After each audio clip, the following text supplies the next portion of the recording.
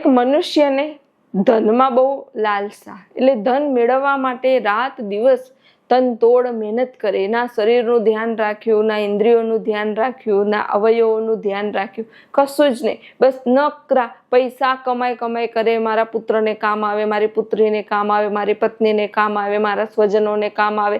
અને આ બધા માટે તેને આખું જીવન ખપાવી દીધું. શરીરમાં બીમારીઓ થઈ ગઈ, ઇન્દ્રિયો રોગવાળી થઈ ગઈ, અને એવા સમયે તે અચાનક ખાટલા વશ થઈ ગયો. એવી બીમારી આવી ગઈ એને, એનામાંથી એવી વાસ આવે કે કોઈ તેની પાસે આવે નહીં, કોઈ તેને કંઈ પૂછે નહીં, અને અસહ્ય દુઃખો તે સહન કરતો હતો.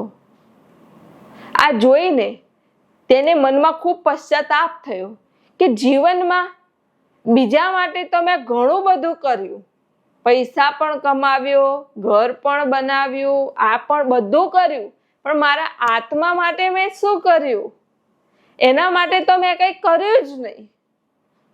અને હું તો તરસ્યો ને તરસ્યો, ભૂખ્યો ને ભૂખ્યો રહી ગયો. મારું જીવન મેં વ્યર્થ ગુમાવી દીધું. મેં મારા માટે તો સમય ફાળવ્યો જ નહીં. દુનિયામાં બધા માટે જીવ્યો, પણ શું મારા માટે હું જીવ્યો? તો કે ના. એ પથારી એ સૂતો હતો, કોઈ એની નજીક ના આવે, કોઈ એની સામું ના આવે, અને પસ્તાવામાં મૃત્યુ આવી ગયું અને તે ચાલી ગયું. માટે જીવનમાં પોતાના આત્મકલ્યાણ માટે સમય ફાળવવો ખૂબ જરૂરી છે.